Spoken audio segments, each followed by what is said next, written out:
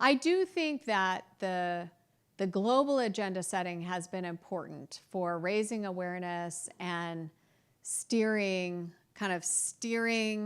countries around the world to start taking this issue seriously. But the real action occurs in the private sector. And that's the private sector deciding to go ahead and make the investment to build the new, solar plus storage facility. And I think right now we have a gap in global governance, is the most charitable way I can put it. I think at the national level, we're still seeing a lot of countries are moving forward. Hello, good evening. Thank you so much for joining us here. My name is Sarah Sibley. I am President and COO of WorldBoston. And as many of you know, the mission of WorldBoston is to foster engagement in international affairs and global cooperation. So thank you to those of you here in the room and on Zoom for doing that mission with us this evening. And thank you as well to our Greenroom Scholars for being here with us tonight. I'd like to acknowledge, down in the front row here, both Maya Spalding-Fletcher and Sarah Garrett, who are tonight's Greenroom Scholars from right here, Tufts. Our Greenroom Scholars program empowers college students from sponsoring universities by giving them the opportunity to engage directly with our speakers at every event, gaining firsthand exposure to international issues. So this is WorldBoston's way of supporting the next generation of global leaders.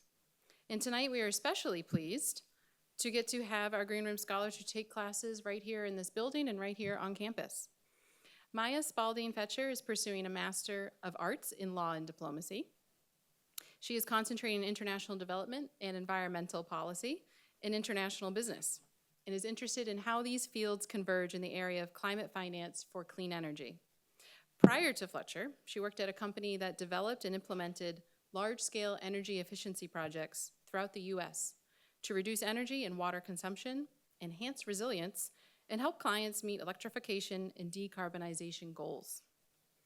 And Sarah Garrett is a sophomore at Tufts from Austin, majoring in international relations and minoring in Chinese. Her academic interests include U.S.-China relations, international law, and political violence. In her free time, Sarah serves as communications director for the Tufts Undergraduate International Affairs Journal and serves on the executive board for the Tufts Diabetes Link. So, after some warm welcomes, it's also time for some housekeeping as we get started with tonight's content. Please note that tonight's program is being recorded, and by being here, you do consent to being recorded.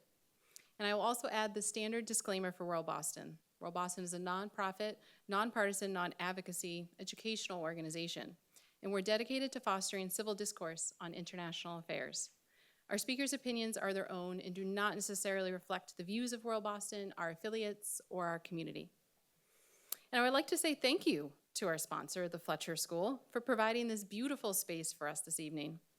And thank you to the WorldBoston staff for putting this event together. We have a few staff and board members here in the room, and hopefully you can network with them after this talk. Most importantly, we want to give a very special thank you to the Lowell Institute, whose generous support allows us to bring our great decisions and our Chat and Chowder series free of charge to our community. So turning to tonight's program, and our featured speaker, Dr. Kelly Sims Gallagher is the 10th Dean of the Fletcher School, right here at Tufts University. A professor of energy and environmental policy, she also directs the Climate Policy Lab and co-directs the Center for International Environment and Resource Policy. The Climate Policy Lab is dedicated to identifying which climate policies work, which don't, and why in countries around the world, with particular emphasis on major emerging economies, including China, India, Ethiopia, South Africa, Indonesia, Mexico, and Brazil. Dr. Gallagher previously served in posts in Washington, D.C. and on various boards of think tanks. Broadly, she focuses on U.S.-China relations. You can read more about Dr. Gallagher's various experience and publications by scanning the QR code that you see on the screen or on the sheet that was on your seat. So thank you so much for hosting us tonight in your beautiful ASEAN auditorium and for sharing your expertise with us, Dr. Gallagher. I will now hand it over to my co-executive WorldBoston CEO Joe Haynes who will moderate a fireside chat with Dr. Gallagher and Q&A with all of you. Thank you. All right, thank you, Sarah. Thank you, everybody, for being here. This feels a little bit like deja vu. I moderated one with the previous dean, Rachel Kite, on climate change, so I guess we could just do that again. Yeah, so Sarah's already given the outlines of your extraordinary career, but trying to zoom out a bit, it would be great to think in on what got you involved in the first place, what inspired that, and then to sort of level set what this topic is, which is international cooperation. Talk about however you want to give the history, however far back into the COPs you want to go. But it would be wonderful to hear sort of your lived experience, where the turning points were that are affecting where we are today. First of all, great to have you all here, and thanks for inviting me. So I first learned about climate change when I was in college, which was a long time ago now. At the time, Al Gore had just published his book, Earth in the Balance, and there was a kind of companion book for me called The End of Nature by Bill McKibben. And those were, like, I think maybe two of the first books on climate change, and I read them in college, and it sparked my interest. I was studying international relations, and I had started to become really interested in environmental issues because I had grown up in Colorado, had moved to Los Angeles for college. I went to Occidental College, and the air pollution was still terrible in LA, and I got pneumonia recurring like 5 times my freshman year. And finally a doctor said, "You're not exercising outdoors, are you?" And I said, "Yes, I am." At the time I was a runner. And so, that was like my first sort of cognitive moment of realizing air pollution could hurt human health. And that caused me to enroll in an atmospheric chemistry class. And then I ended up doing a double major in environmental studies or science, I can't remember, and international affairs. And that then later when after college, I moved to Washington, D.C., and I ended up working for an organization called Ozone Action, which was working on stratospheric ozone depletion. And that brought me to my first COP, because there was interesting interactions between stratospheric ozone depletion and climate change, in part because some of the alternatives to ozone depleting substances were greenhouse gases. So we were sort of transitioning from one problem and creating another. And also there is, atmospheric interaction. So that brought me to my very first COP, which was COP 2. And therefore you can figure out how old I am, because we just had COP 30. And where was that one? That first one was in Berlin, and then I went to COP 3, which was Kyoto, and that was the Kyoto Protocol, which was the first binding agreement on climate change, international agreement on climate change. When you told me there was only 300 people there, that felt wild, because it feels like the Super Bowl now. I know. So, COP 2 was something like 300 people. Japan, for COP 3, the Kyoto Protocol in 1997, they were like shocked because there were something like 5,000 people there, and it, it was still tiny, and now we're looking at like 50,000 people go to the COPs annually today. Yeah. Well, on that, maybe we can jump into what that Super Bowl is. I think everybody every year around a certain time of year, you read in the news, it's usually this COP failed, this COP succeeded, or somewhere in between. But I think it's very hard from the outside, without being in those rooms, to understand what the negotiations look like, what goes into it, from the intercessional to how the agendas are put together, and sort of to illuminate that for everybody, since that is sort of the baseline of international cooperation, or it shouldn't be the be-all, end-all, but it is so vital. Yeah, so we should back up a little bit and just explain that the COP stands for Conference of the Parties, and it's a conference of the parties for the UN Framework Convention on Climate Change, which was originally negotiated as part of the Earth Summit in Rio in 1992.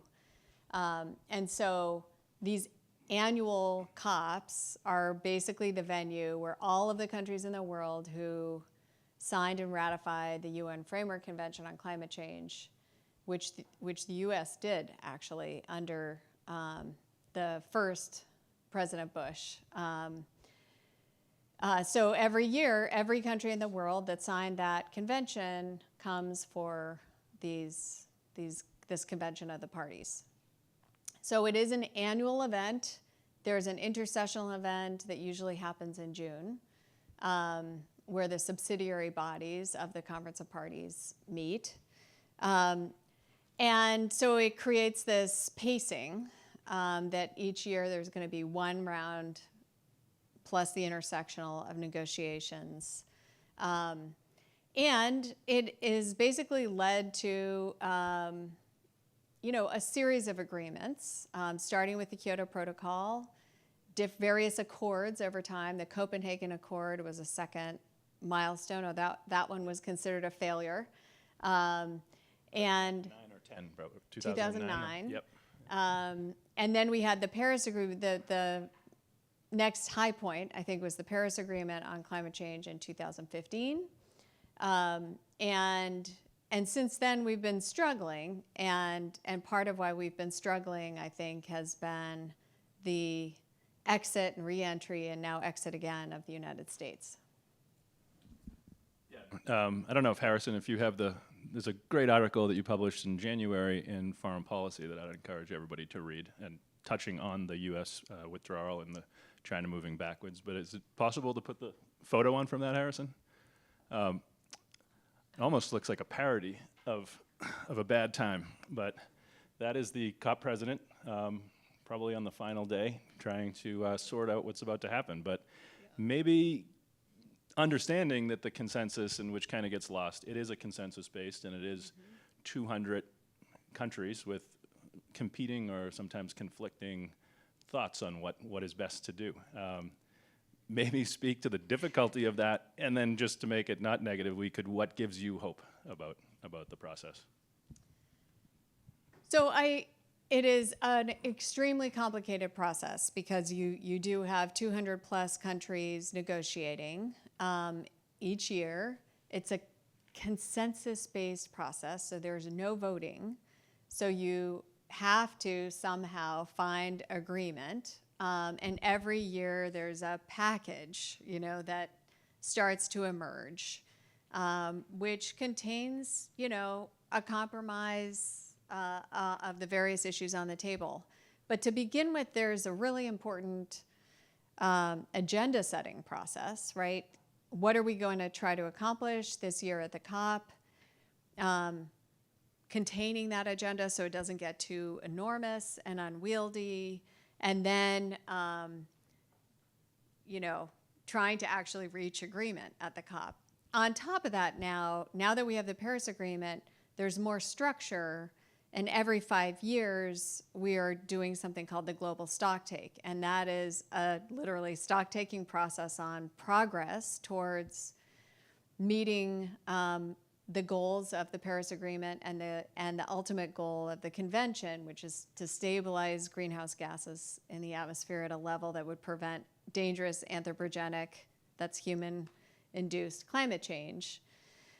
And what you're seeing here in this picture is that the stock-taking process really broke down in Brazil, and they were not able to complete the stock-taking progress. And every country was supposed to be updating its targets for the next 5 years. So we're on a 5-year cycle now where countries make a pledge that they will, whatever is in their pledge, it's a nationally determined system, and we can kind of get into how that emerged. After the failure of Copenhagen, which was much more of a top-down negotiation of targets. So I would say, I'll reduce my emissions by X percent if you will reduce your emissions by, Y percent.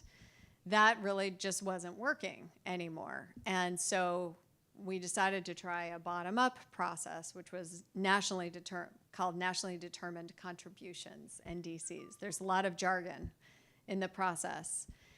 And so because it's nationally determined, you can't tell me what to do. I can't tell you what to do. But each country is supposed to come forward every 5 years and make a pledge for what they will do over the next 5 years. And sadly, in Brazil at COP30, that process really broke down. And I think by the end of the COP, only 79 countries had still not submitted their pledges. Yeah, and I think that probably a lot to do with the U.S.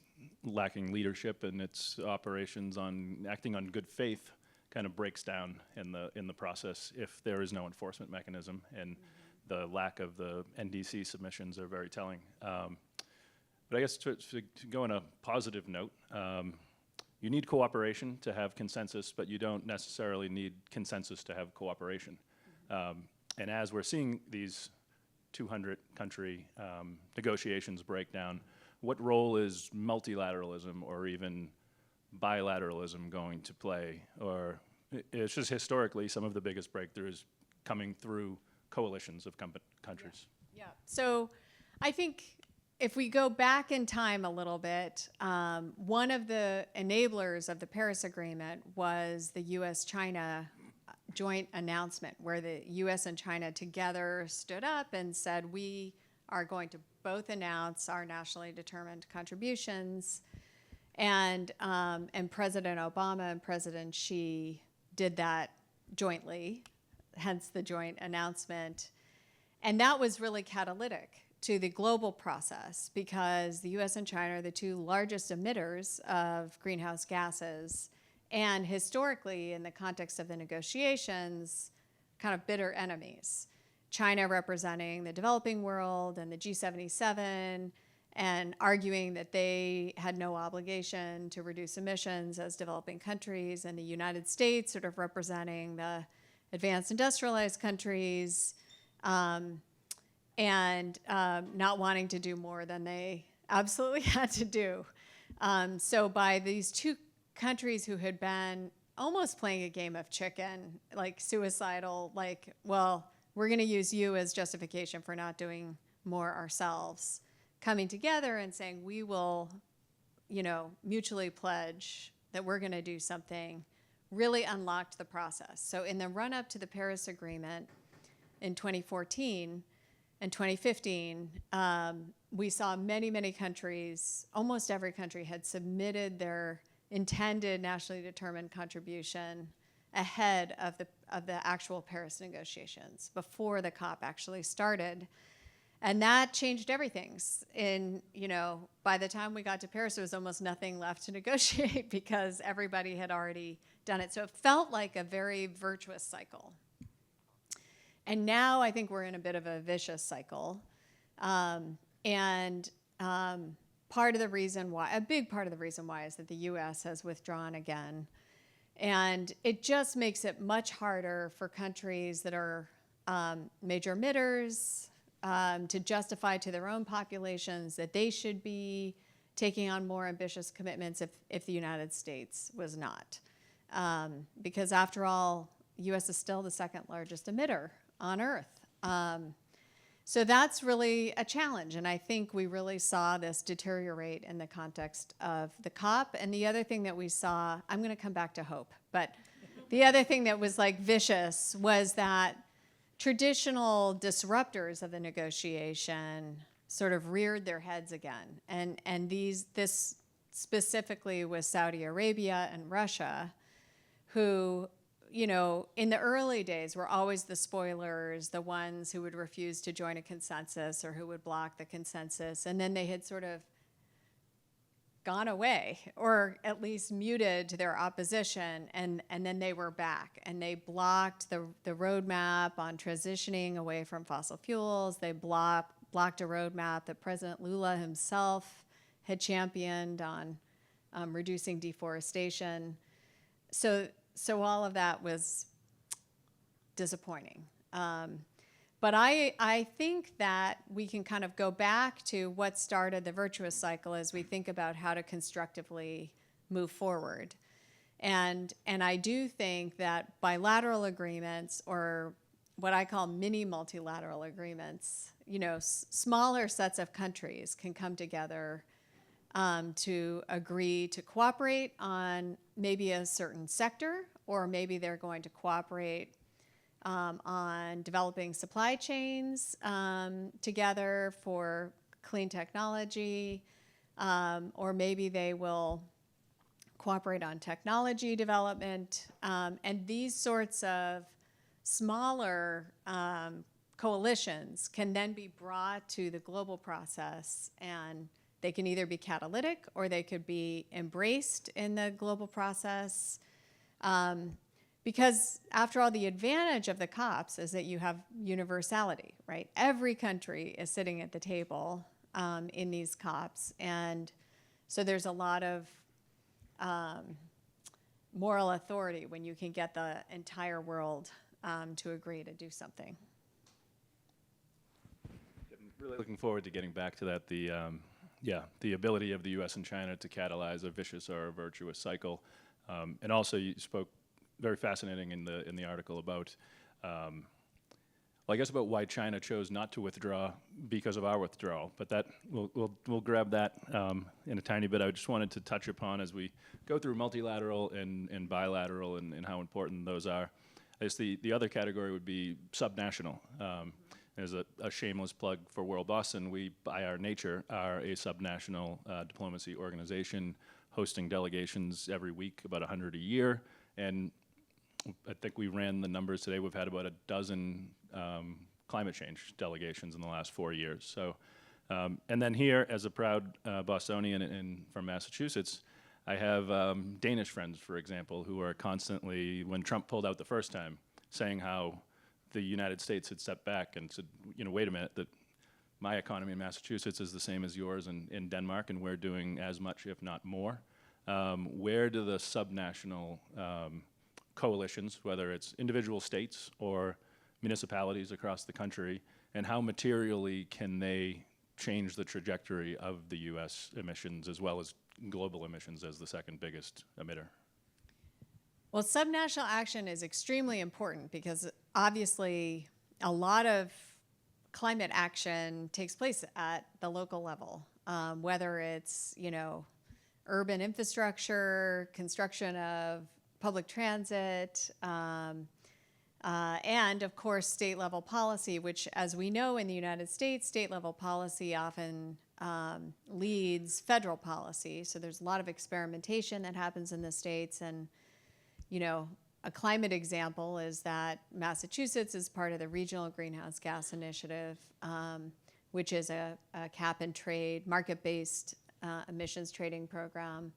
And, we were the first to establish something like that in the United States, and many, many countries around the world have actually come here to study RGGI and try to adapt it and adopt it in their own national or subnational context.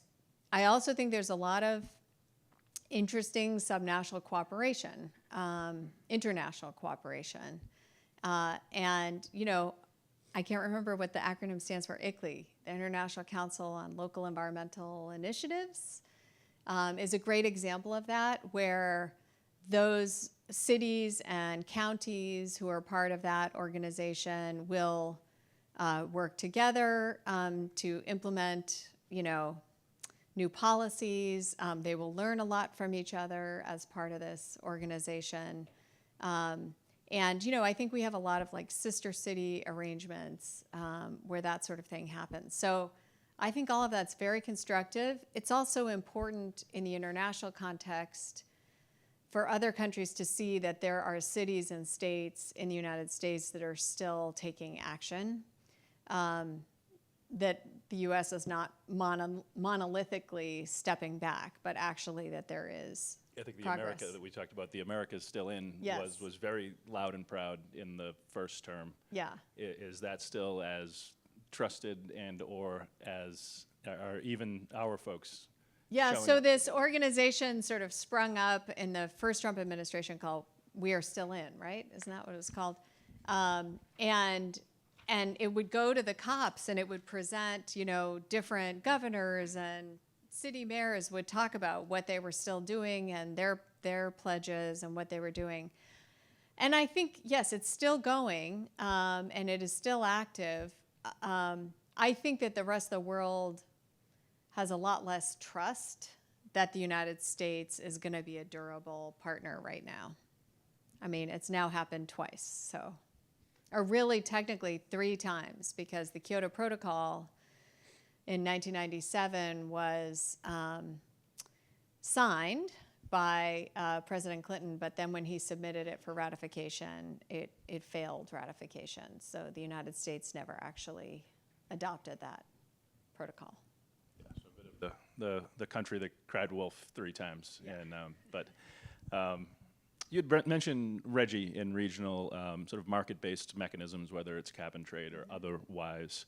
Just to touch upon the role that they play, because that also is a cooperation a lot of times between industry, environmentalists, and sort of whether that conflict between those two things, it seems natural, but can it be arranged in a way that's mutually beneficial, and do market-based mechanisms and organizations like AIDA, the International Emissions Trading Association, which some folks on the spectrum find to be offensive in a way, and other folks find to be entirely necessary, and if not one of the best tools we have. But like, where would you fall in assessing that? Well, I'm a big fan of market-based mechanisms. Whether that is cap and trade programs where you're capping the total allowable emissions and then issuing permits and allowing people to trade those permits. Or you can have a carbon tax system and then reduce income tax, or use the tax revenue to do constructive, positive things, like invest. Here in Massachusetts, we use a lot of the revenue from selling, auctioning permits in the emissions trading system to invest in green communities here in Massachusetts. So both of them can generate revenue that can be used in very useful ways, so you can get almost a double or triple dividend. So for all of those reasons, I like market-based instruments. It's a little bit ironic because the United States was the original proponent of this and proposed using market-based instruments internationally, and this was the big debate in Kyoto way back in 1997. And the European Union was resisting it. They wanted something called Harmonized Policies and Measures, PAMs. And their idea was like, if they put a performance standard in place, that the United States would agree to do that, and Japan would agree to do that. And that did not go anywhere. And the US pushed emissions trading so hard. And then in the end, the US never actually, at the federal level, was able to pass an emissions trading system. But ironically, China has the largest one in the world now. And the European Union embraced one, and actually before China was the first sort of region to set up an emissions trading system. And it's been very effective. And some of those countries also have a carbon tax on top of the emissions trading system. So I think what we know is that, my take is that these market-based instruments are not sufficient, but they are very useful because, of course, they can create a more level playing field for the private sector. And they're imposing a price on the pollution, right, on the externality. And so that's also important. It's creating a corrective measure in the marketplace. And it doesn't in any way then inhibit industry from choosing how they're going to meet the goals. So it gives the industry a lot of flexibility on technology choice and methods for reducing emissions. And, yeah, you mentioned the European trading in the emissions. To go on Europe for a minute, so we'll get back to the U.S.-China sort of bilateral and some of the others, but Europe over the years has sort of been, or at least in the years when the U.S. is not out front. A lot of the negotiations seem to be European heavy. It's coming from them towards the global south a lot.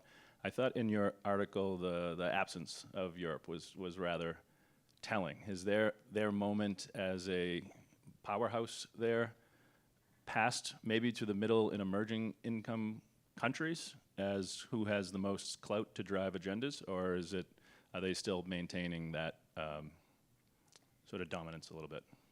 So I think, first of all, I would just want to acknowledge that the European countries have been the countries that have most honored their pledges and consistently delivered. And so that's leadership right there. Even if it's not so much agenda setting, it is leadership. Europe, Germany has reduced its emissions 50% below 1990 levels. The UK has reduced their emissions 30% below. I might have just mixed those up. Could be the other way around. But the point is they are dramatically reducing their emissions, and the United States has only reduced its emissions 3% below 1990 levels. So I think when I look at Europe, I see that they have really been leaders in actually tackling the hard work of doing emissions reduction. At the national level, they also pioneered a lot of the policies that are being used by countries around the world, whether it's emissions trading, carbon taxes, feed-in tariffs in Germany, Germany's renewable energy law from the year 2000, all were pretty path-breaking and then have been adapted and embraced by many other countries around the world. Europe's role in the global negotiations, I think, is often challenged because they have trouble with their internal coordination to come up with a unified position. And I think in particular lately, and in Brazil, it was particularly challenging for them because of the war in Ukraine, which has created a lot of pressure on European energy supply. And this was, of course, before the war in Iran broke out. But as I'm sure many of you know, Europe lost access to Russian natural gas. And although Europe was definitely on a path already to transition to renewables, the loss of gas created huge price shocks in European markets. And so their ability to deliver on their 2035 goal has been challenged, and they were having trouble coming to consensus on the goal that they were going to submit for 2040, which ultimately, by the way, they did announce is a 90% reduction by 2040. So very impressive. But I think they struggle to be agenda setters in the international negotiations because they struggle with their internal coordination. And you have countries in Europe with really different perspectives on the energy transition. So you have countries like Denmark, they're almost totally renewable now. And you have countries, particularly in Southern Europe, that are much more reliant on fossil fuels still today. You had mentioned that China stayed in partly because the leadership believes the science. And I think it had mentioned in the article that the Communist Party is full of scientists and engineers, and that may be partly for that stance. I'm wondering also whether sort of environmental factors that the U.S. has not experienced at least in this generation, the last generation, namely, I mean, you spoke to some air pollution and asthma and what have you, and the conditions and the particulates in some of those cities was maybe politically untenable, and flood risks and other things that we have managed to mitigate, or we have managed to, in some cases, sort of export our pollution elsewhere. How much does that factor in to their willingness to be moving in this direction? And then just as a heads up, I think my other question on that will be how much is the climate technology economic opportunity, what also motivates them? Okay, I'll try to remember all those questions, but you come back at me if I forget. So first of all, I think, yes, it's true that China never really had a debate so much about the science of climate change. The government just accepted the science as facts. I do believe that a big reason why is that there are many more trained scientists and engineers in the government in China, whereas in our government we tend to have a lot of lawyers, right, who are going to debate everything endlessly. I think also you're right that other environmental factors were becoming so obviously present, in particular urban air pollution, that the Chinese government realized it needed to shift to cleaner forms of energy. An important difference between the US and China is that China historically has relied much more heavily on coal than the United States has, although we both actually have huge, enormous coal resources. And the US originally relied very heavily on coal, but then with the discovery of gas had really shifted to natural gas, and more recently also to renewables. So I think China, there was a third factor, which was energy security. China's very worried about having to import, and we can really see why, but China has always been worried about having to import oil and gas.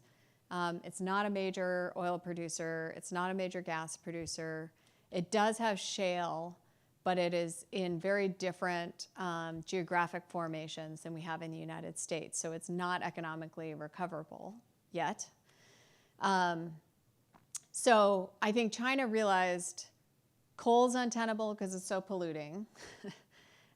We don't want to become major importers of oil and gas. And so for those reasons, and the fact that they saw economic opportunity in clean technology, they decided to make this dramatic shift to renewables plus storage and electric vehicles. So last year, for the first time ever, China sold more electric vehicles than conventional vehicles. More than 50% of their new sales of passenger cars were electric.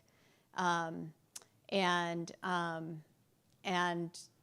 you know, they've installed more than 1,200 gigawatts of electric capacity in wind and solar, which is about the same size as the entire electricity capacity of the United States. So they made a really dramatic strategic decision and then followed through on it. And you know, it's got a lot of climate benefit, but I don't think that climate was the primary motivator for their decision to do that. I think they also really looked at, well, what are going to be the industries of the 21st century? And I remember having conversations with Chinese officials about that, and them having the strategic vision to see that these would be, you know, important industries, and they now account for like 90% of solar PV exports around the world. So they've really captured the global market. Yeah, no, it's just fascinating to read and to think about the different ways that we approached it, where they were looking at economic opportunity. We were perhaps thinking about anything as economic sacrifice. Mm-hmm. And whatever their motivation was, I think it's undeniable that the investment in that has benefited the rest of the world on being able to lower emissions through what the cost of solar is now and all those other things. So I guess as a final question before I go over to Q&A is how, I mean, if this is about international cooperation on policy, climate policy, how does international cooperation on economic policy, lack thereof, protectionism, begin to undermine a lot of that good and that growth that has been developed through those technologies and the incredible lowering of the cost? Well, obviously, tariffs will cause the prices that consumers are paying for, you know, whether it's solar or electric vehicles that are being imported to go up. You know, I think China has almost been too successful because, you know, one thing we haven't gotten to is that now that other countries are seeing the economic opportunity, a challenge for China is going to be that countries like the United States, well, maybe not right now, but countries like the United States, countries like India and Mexico and Brazil, they want green growth too. And they want to be able to manufacture, solar PV panels, and they want to be able to export into the global market. And China is so dominant and so strong that it's really hard to compete with China today. And so we're starting to see other countries like India has imposed a number of tariffs on China in both wind and solar, erecting tariffs so that they can protect their own infant industries. And I think we're going to see more of that. And it will be interesting to see if China sort of extends a hand of friendship and says, let's manufacture together, and maybe you can produce some parts and components for us, or whether other coalitions of countries are going to come together and try to challenge China's dominance in these technologies. I think that will be very interesting to see. Absolutely. Yeah, I would love to hand it over to some Q&A. Right here on the... Yeah, thanks a lot for your comments, Dean Gallagher. They've been great. About 3 months ago, and you sort of alluded to this, the Paris Agreement had its 10-year-old birthday. And a lot of climate champions, activists, pundits have argued that it's been a decade of commitments, whether realized or unrealized, but not a decade of action. And so what we find is industries are creating coalitions. You see CORSIA, which is the carbon offsetting reduction scheme for international aviation from like 2019. Recently, the International Maritime Organization also set a carbon cap. What are your thoughts around industries coalescing in almost in substitution for multinational agreements or a lack of those? Oh, I'm super enthusiastic because I think we're not going to actually get anywhere until the private sector engages and embraces the transition. That's true from a finance point of view. We need to have commercial banks and investment banks really shifting the types of investments that they're doing. That's true for entrepreneurs and clean tech firms. And I think part of why we've made so much progress in terms of reducing the costs of these cleaner technologies is that the private sector started to engage. Whether they were motivated to do that by the Paris Agreement, I don't know. Or whether that was national level policy, I'm not sure. That's a great thing we can talk about. I do think that the global agenda setting has been important for raising awareness and steering countries around the world to start taking this issue seriously. But the real action occurs in the private sector. And that's the private sector deciding to go ahead and make the investment to build the new, solar plus storage facility. And I think right now we have a gap in global governance, is the most charitable way I can put it. I think at the national level, we're still seeing a lot of countries are moving forward. So part of the problem when you're sitting here in the United States is it just feels like we've come to this total halt. But there's a lot of activity around the world. And so I actually feel kind of optimistic because I think many other countries are moving ahead. I worry a lot about the United States and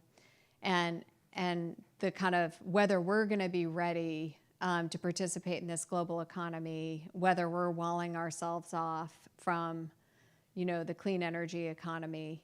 But I think the rest of the world is, pretty much moving on, maybe not as fast as they would be if we had that virtuous cycle going.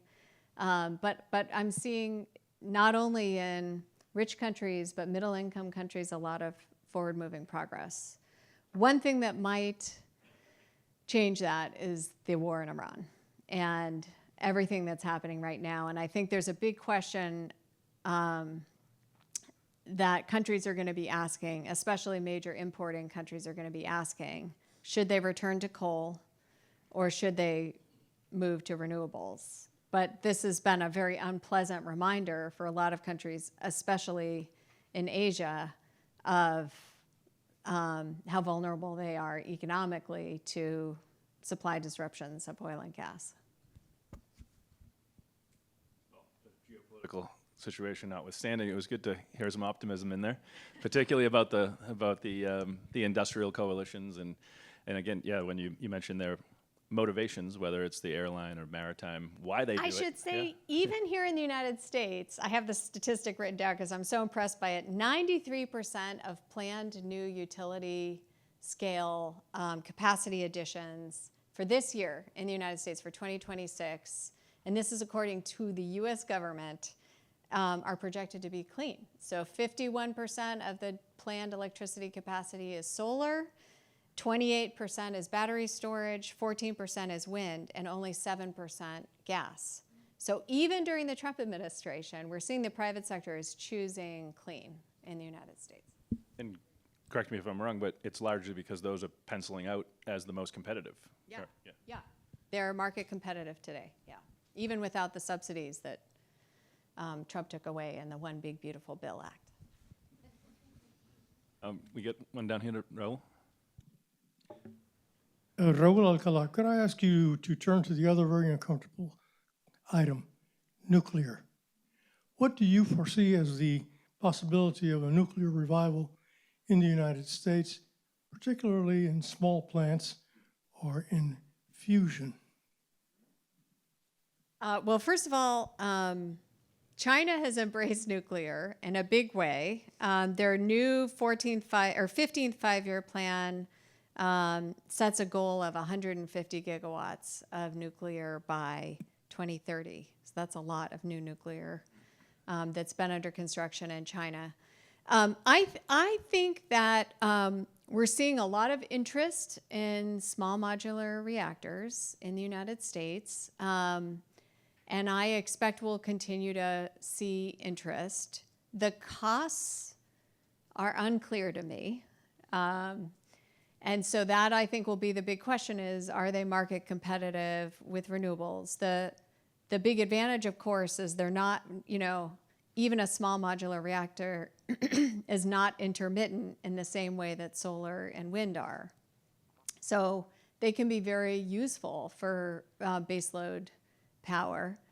I'm also excited about fusion. For the first time in my lifetime, it actually seems like it might be real. And we, as I'm sure you know, we have one of the first demonstration plants being built here in Massachusetts.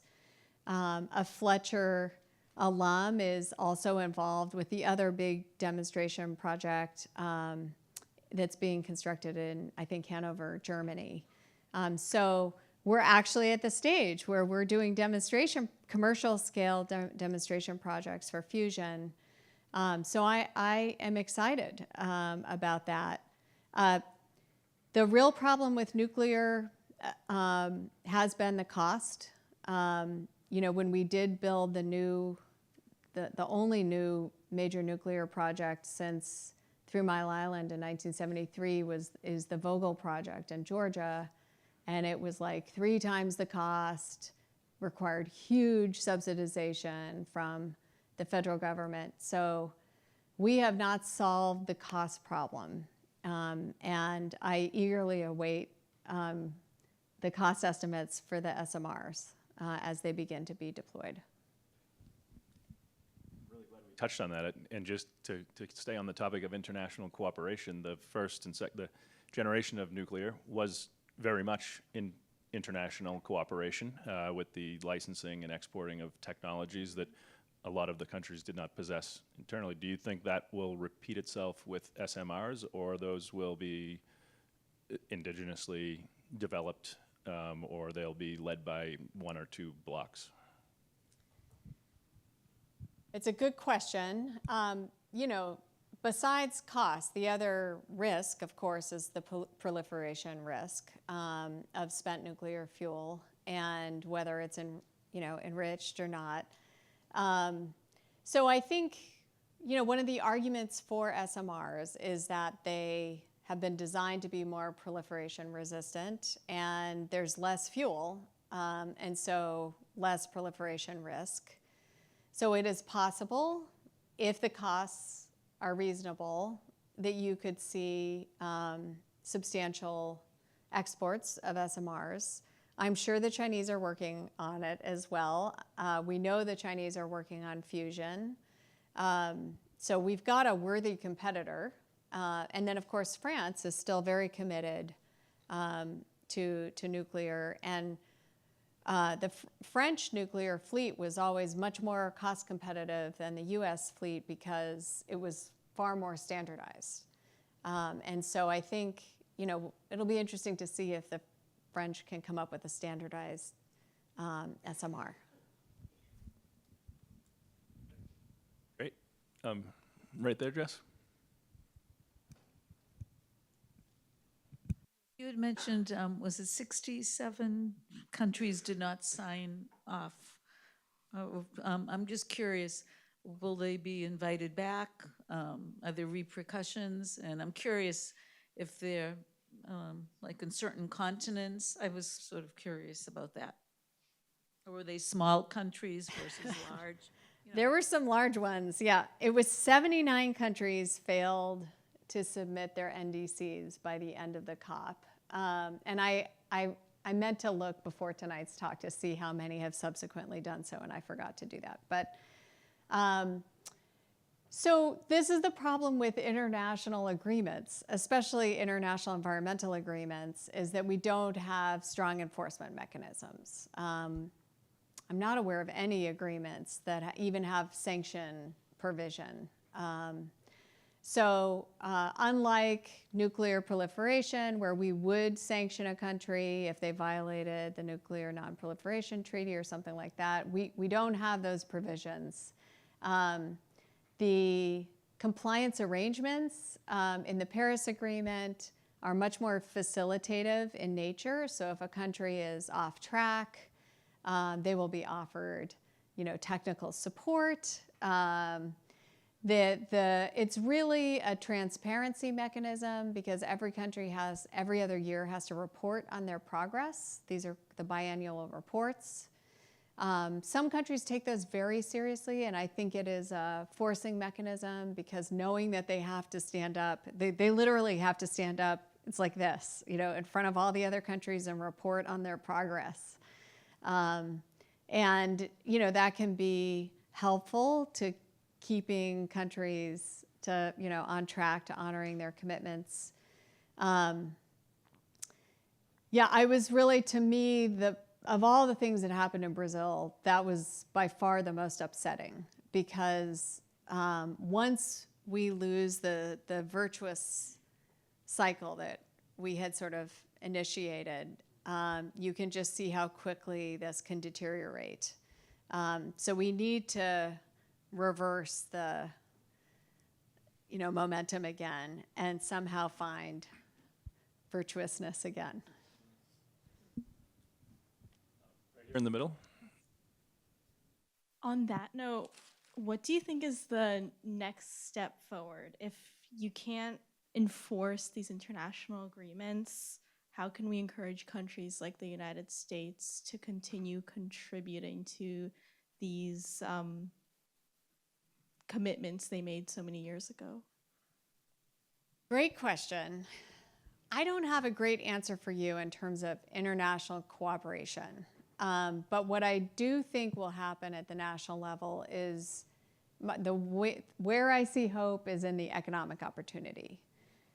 Because I can observe that many countries want to create new jobs, want to have economic growth, and they see clean energy and clean tech as, exciting opportunities. And I think that's going to drive a lot of progress because the more you're deploying, the more the costs will come down.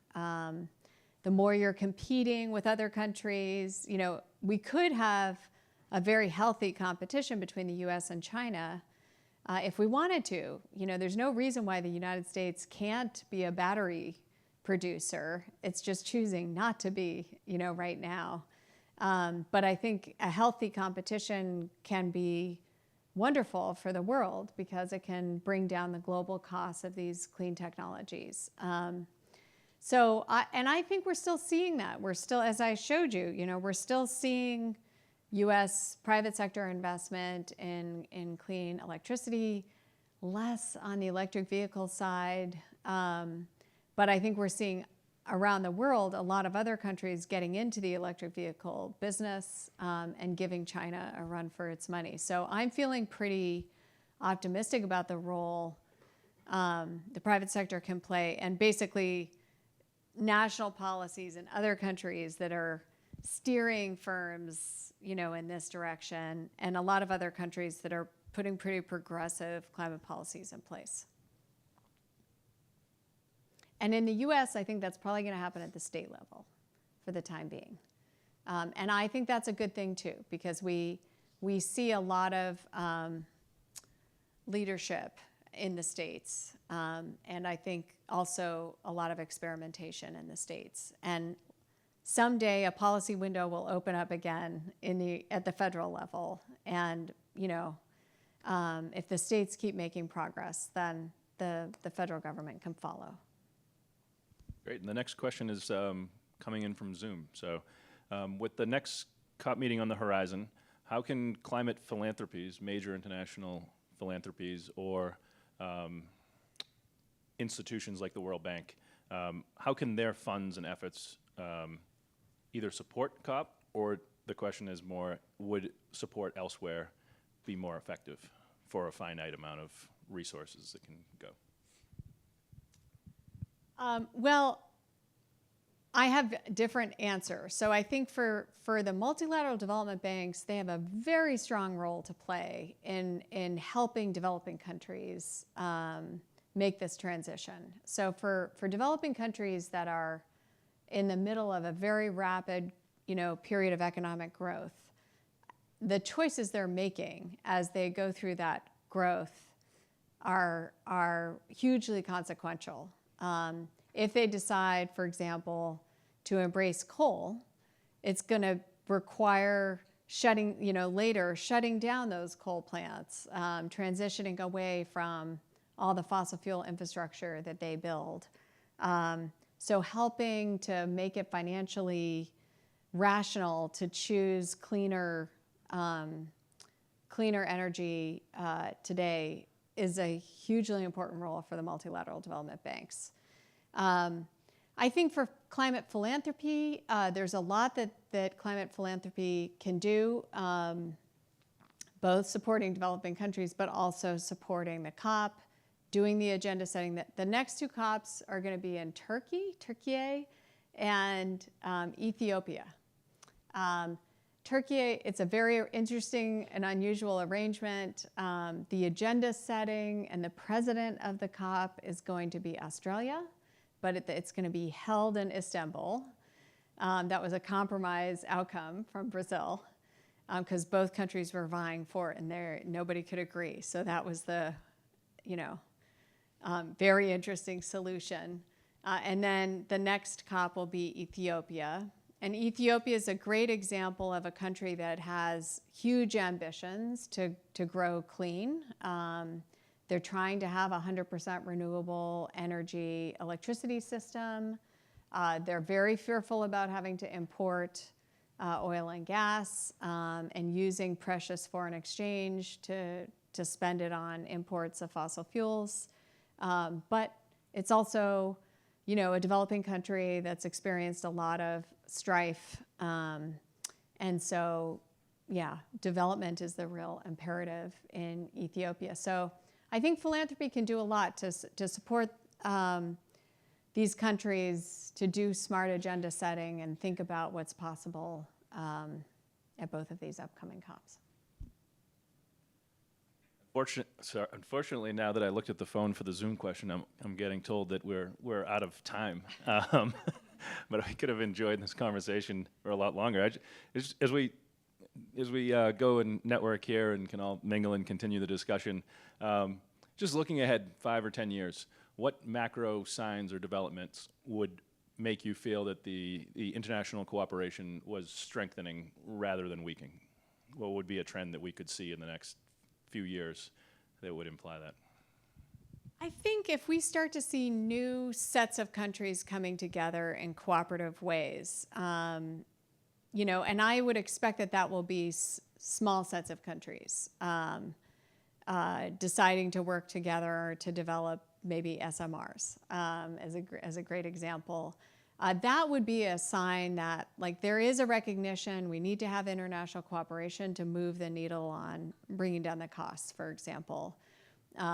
And so if we start seeing more of that, I think I will feel optimistic. And I do think it will ultimately be catalytic to the big mega multilateral process as well. Wonderful. Well, I want to thank the Fletcher team and the WorldBoston team for putting this together, and we can all decamp downstairs and carry on. Thank you.